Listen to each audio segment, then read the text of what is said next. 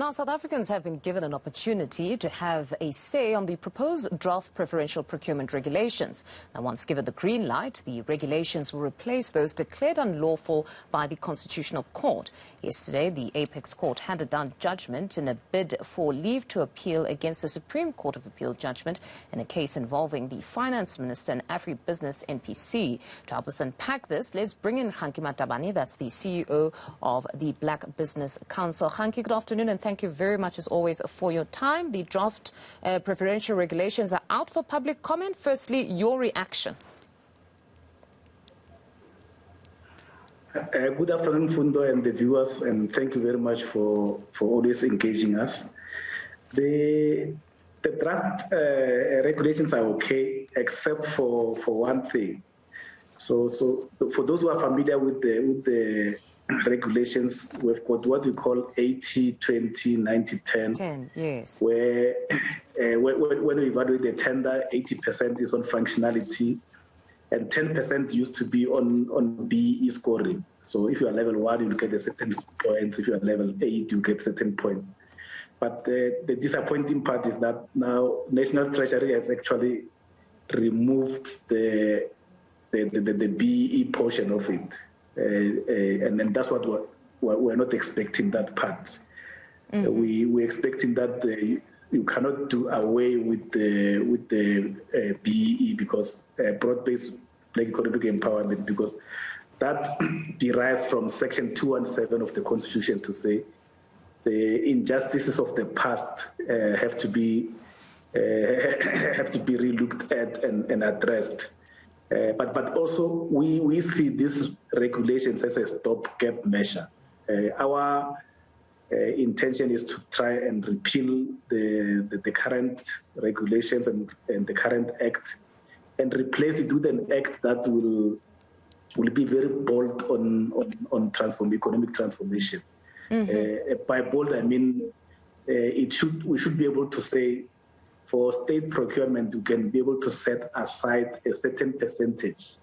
For example, you can set aside 40% to women-owned companies. Currently, with the current regulations and the act, you can't do that. So our focus is to focus on what is called the public procurement bill, because that is the bill that can allow us to increase economic transformation.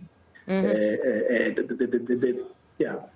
You know, Kganki, I'm glad that you touch on or lump the two together when you speak of the Act and the regulations not allowing for that, as you say. Because the last time we spoke, when you were here on the show with the legal expert, it seemed that everybody was moving towards a position that says, true, the regulations were defective, but you were of the view that if nothing, there would have to be an amendment of the Act that allows for regulations that can flow from an Act that speaks to transformation. Am I correct?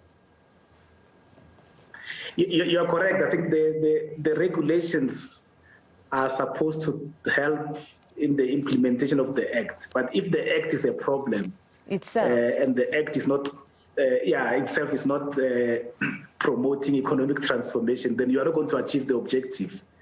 So by just tampering with the regulations, we are not necessarily going to have the impact that we need as a country.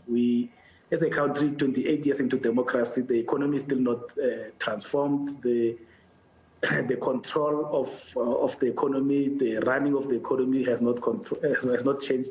So we need something that will give impetus to economic transformation, and we don't think the current act, as it is, the PPFA, is the correct instrument to do that. Do you not think that perhaps Treasury found itself with very little to maneuver here? That if they're going to have time considerations, it would be a problem if now they have to amend the Act. So here you can try to the best of your ability to put together some sort of regulations that speak to the Act itself. Or what could have been done in this instance if time is in fact a factor? Yes, we met with the DG of Treasury last week, and they did explain to us that this is a stopgap measure, and we support it. But the part that we don't support is removing broad-based economic empowerment scorecards out of the regulations.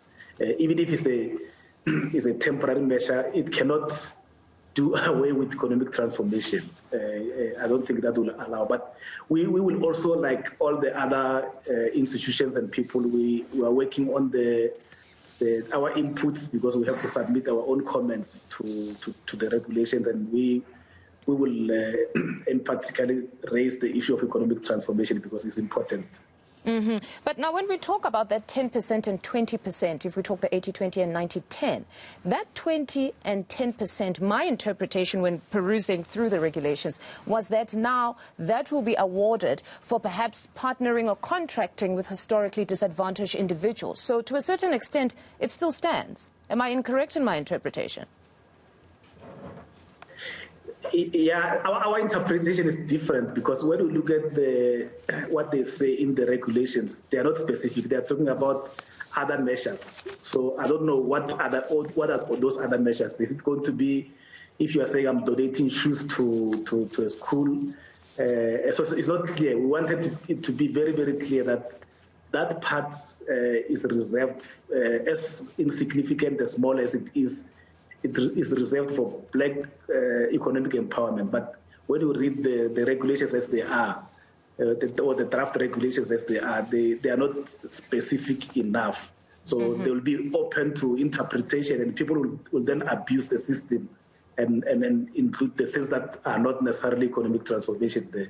Mm-hmm. Let's hope, though, a lot of entrepreneurs will, in fact, submit their comments on these regulations so that we don't have a situation where those in society who will be most affected have not participated. But just in closing, you say you spoke to the DG. Are they still looking to go to the Concord to get clarity on this matter, or now that they've actually published the draft regulations, it's something that they've resolved with just maybe a simple legal opinion? They already went to the Concord. They are waiting for the advice of the Concord.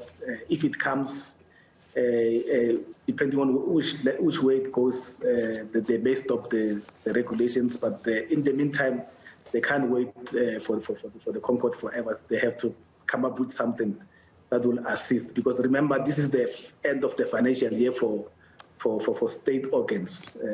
Next month, when it gets to April, the state organs must start procuring, and we need something that must be there at least to guide when the state of organs procure. Otherwise, there will be a vacuum that we cannot afford as a country for service delivery and job creation, growing the economy and so on. All right, most certainly. Kganki, always a pleasure to have you with us. That is BBC's CEO, Kganki Matabane.